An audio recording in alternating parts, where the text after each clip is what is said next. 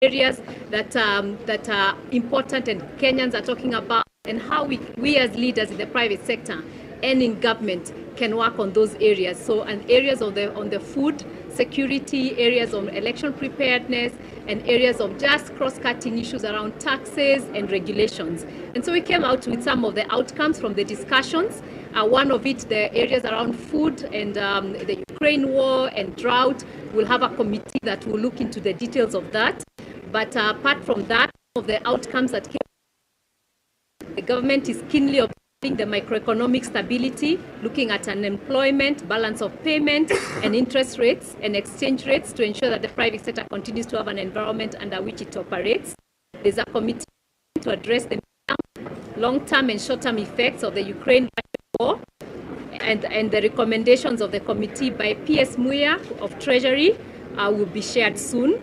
The government is taking into consideration all our externalities to ensure a sustainable response as Kenya.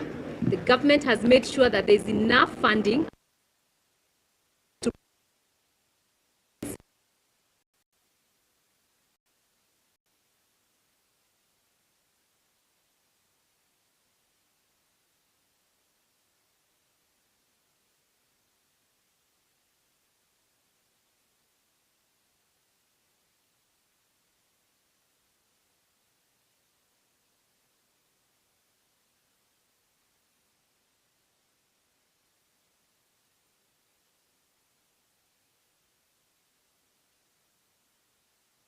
GR from Naivasha medium gauge railway from Naivasha to Malawi, and also convinced Uganda to do upgrade from Malawi to Kampala.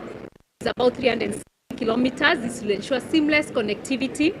The Kenya Police has any trained units to manage any insecurities, threats in the country over the election period, and support the IEBC to conduct the elections and the sectors, whether it's the health workers, whether it's the teachers and all that. So all those will be supported through that period so that there are no eventualities. The government has assured that there's sufficient connectivity in the country, which is now at 96.4% coverage. The government has also put in place the right infrastructure to manage social media engagements, cybercrime, and fake news. Further, the government has assured that there's no fear on the elections being rigged, adding that necessary laws are in place, already govern and already governing all, and ensure that there is no fear on the election being rigged by any side of the government. We've also discussed about Kenya Daima and how we continue to partner with government on the initiatives of the Kenya Daima to ensure that there is peace and a peaceful transition. What we are challenging all Kenyans is kagua kabla ya kuchagua.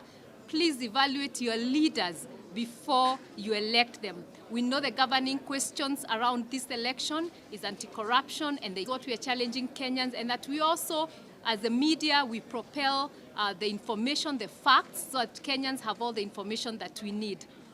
That's the basic of our discussion, and we've discussed a lot around those areas and come into those conclusions. So there's no fear, there's calmness in the country, and that will continue pre and post-election, and we in the private sector will continue to partner with government to ensure that there's a smooth transition and that peace reigns in the country, and wherever there are issues that they will be transmitted to judiciary. We've already met with judiciary 4 times since CJ Koome took office, and again we are continuing to monitor that on whatever is needed around those areas. We've met with the IEBC, NCIC, IPOA, and others who are charged with elections, and we'll continue to meet with them in the next 2 months.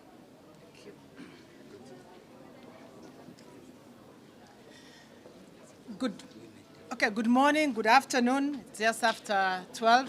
As Carol has mentioned, this is the conclusion of the 3rd roundtable between Cabinet and KEPSA, which is really a testament of the consultative nature and the participatory nature that has been adopted by the government of Kenya in meeting all the different stakeholders, because we recognize that together as a community, we have ideas and solutions that we should be able to harness as we take the country forward.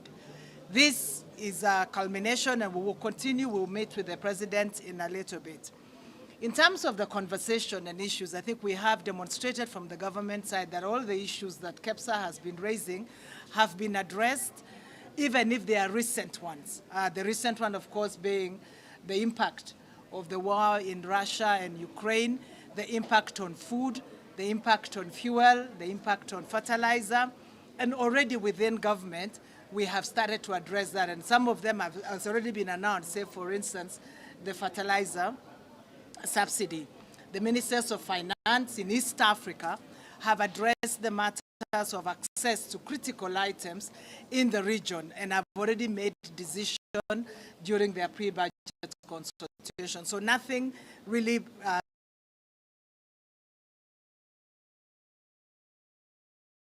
we've also demonstrated the work that has been undertaken in energy reforms and the impact of the same. On the matters around election preparedness, the teams and our national teams from security were present in this meeting and have outlined different measures to ensure that we do have peace and an ecosystem of peace around our elections.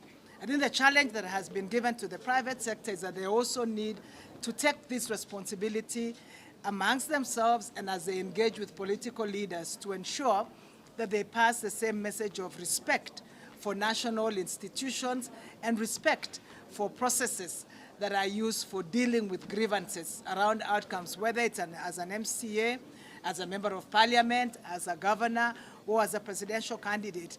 The laws in the country are robust enough to be able to handle any grievances, and they must be utilized rather than resorting to other unlawful means. And I thank you very much. Perhaps our chair can just, your chair, we would love if we could hear from you. I had actually hoped that everything has been said. I didn't have to say anything by my colleague. You know, the hallmark of President Kenyatta's administration has been constant consultation, collaboration and cooperation with all players in our country, whether it's players in the economy, and that the President has espoused the philosophy that we are all stakeholders in the future of our country. And our continued conversations, such as we are having with the private sector today, have been part and parcel of how we move forward. We've had a fantastic time with the private sector, and on my own behalf and on behalf of my colleagues in government, I would like to thank them very sincerely, because we worked together. We don't have the time to go back like we have done this morning, reflecting on how we worked together with the private sector in the war against COVID-19, how we have worked together with them when we have had challenges of one kind or the other, and how we are going to work together to confront whatever challenges we have to deal with in the lead up to the general elections, including food prices, the cost of fuel, and so on, and moving goods and services across the country. So we are at a good place because of the decisions we have made and the counsel we have received from our colleagues in the private sector.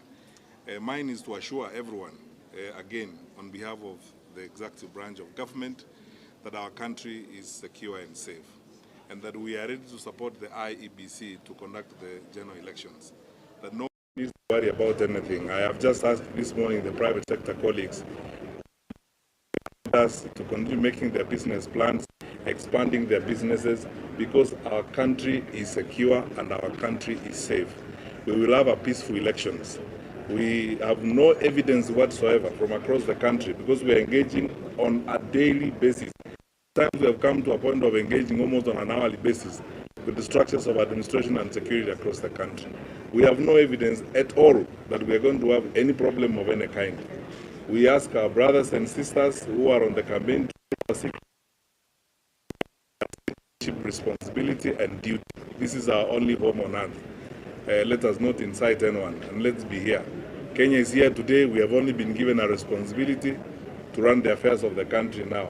Kenya will always be here, today, tomorrow, and always. Let's make sure that we keep our country safe, and we are all ambassadors of peace. That's what we have spent time this morning about. Preach peace wherever you go, live peacefully with everyone, and ask people to exercise their democratic right peacefully and in a manner respectful of others' rights, so that we cross over this. The election is an event that will come and go. Our country must remain peaceful as we go forward. And now, more than ever before, I said this because I was in this role in 2017.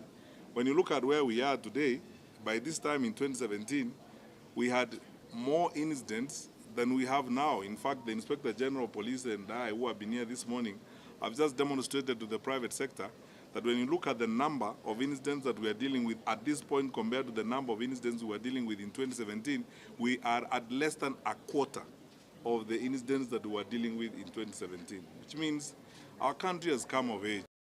Our people are mature. Our democracy has grown. And now is the time to march forward boldly and confidently, go through this electoral system in a manner that demonstrates to everybody that we are a mature country, a mature economy, that preserves itself and looks at itself today, tomorrow, and always. And thank you so much, good people. Okay. Questions, you can see there are several people here. Up here, you can ask any of them. There's Flora, the chair, there's Bima. Related to the conversation we've had, there's CS Masharia, CS Michelle right here, there's PS Muya, Treasury, are around here. So if you have any band,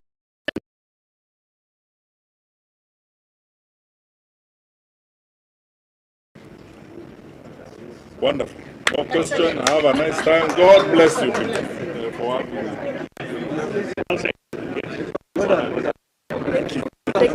First of all, for letting me use that road. You know, I have a golden.